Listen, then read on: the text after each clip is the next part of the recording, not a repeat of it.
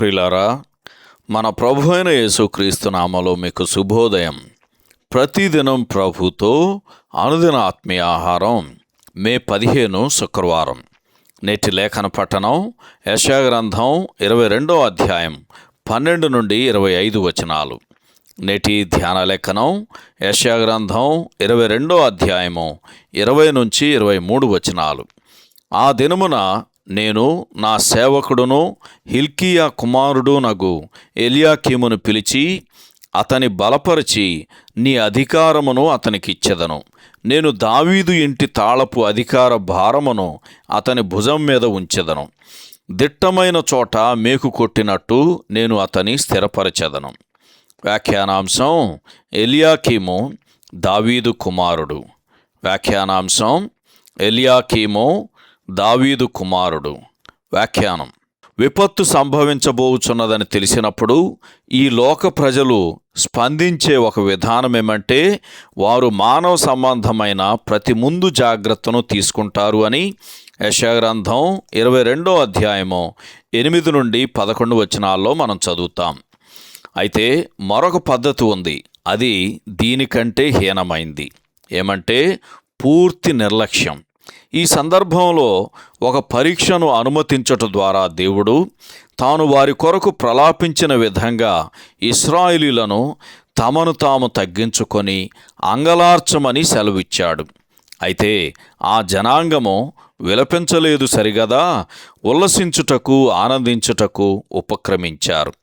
అపభ్రంశమైన నేటి మన కాలములో ఈ విధమైన భౌతికవాదాన్ని అనుసరించేవారు తక్కువేమీ లేరు. ఇటువంటి బుద్ధిహీనులైన వారు ఏమంటున్నారంటే జీవితము చాలా అల్పమైనది, ఇంకా ప్రమాదము పొంచి ఉన్నది గనక మనకున్న కొద్దిపాటి సమయాన్ని సాధ్యమైనంత మేరకు ఆనందంతోనూ సంతోషంగానూ గడుపుదాము అంటున్నారు. ఇటువంటి వైఖరి యొక్క సారాంశాన్ని రేపు చచ్చిపోదుము గనక తిందము త్రాగుదము అను ఒక చిన్న వాక్యంలో చెప్పబడింది. అపోస్తలుడైన పౌలు పునరుత్థానాన్ని గూర్చి కొరింథీయులకు రాస్తూ మృతులు లేపబడని ఎడల మృగముల వలె బ్రతుకుచు రేపు చనిపోదుము గనక తిందము త్రాగుదుము అని కొరింథీయులకు రాసిన మొదటి పత్రిక 15వ అధ్యాయము 32వ వచనంలోను, అలాగే లూకాసు వార్త 17వ అధ్యాయము 27వ వచనంలో కూడా హెచ్చరించబడుతూ ఉన్నది.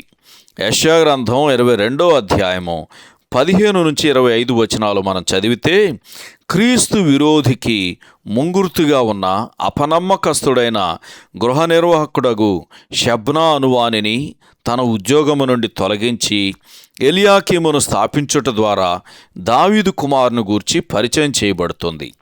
ఎల్యాకీము అను పేరుకు దేవుడు స్థిరపరిచినవాడని అర్థము. అతడు ప్రభు అయిన యేసుకు చక్కని ముంగుర్తుగా ఉన్నాడు అని యెషయా గ్రంథం 22వ అధ్యాయము 22 నుండి 24 వచనాలు చదివితే మనకు అర్థమవుతుంది. అలాగే ఈ సందర్భంలో ప్రకటన గ్రంథం 1వ అధ్యాయము 7వ వచనం కూడా చదవండి. సహోదరుడు జాన్ కోక్లన్ శుభములతో వందనాలు. ఈ సందేశాలకు సంబంధించి కానీ బైబిల్కు సంబంధించి కానీ మీకేమైనా ప్రశ్నలు ఉంటే ఈ క్రింది నంబరుకు వాట్సాప్ ద్వారా పంపించండి. మీ ఆత్మీయ క్షేమాభివృద్ధి కోసం అనుభవజ్ఞుల ద్వారా జవాబులు అందించబడతాయి.